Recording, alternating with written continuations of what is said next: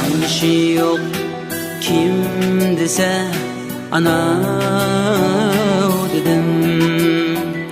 Mekir bergen kim dese ana dedim.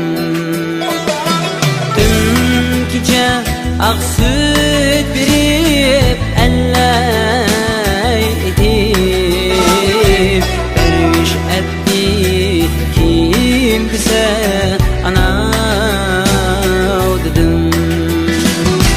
Dün gece ak süt verip elley edip perviş etti kim dese ana dedim.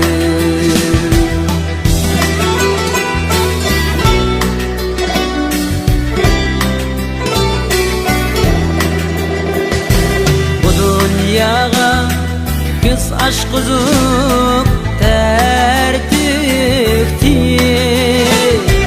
gece gündüz balam der bana çıktı. Ferzat üçün cefalarını küp tattı, çektiğini gel kim dese ana dedim.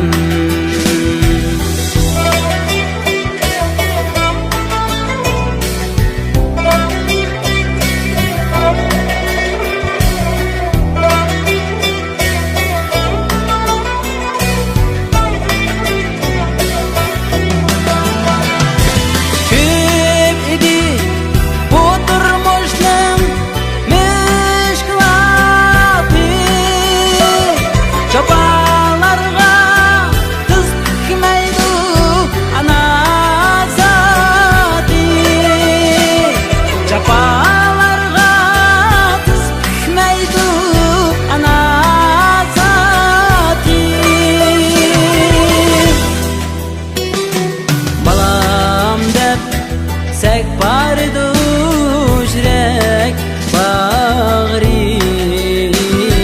gözlerinden kim dese ana dedim. Balam dep sek bardu jrek bağrı gözlerinden kim dese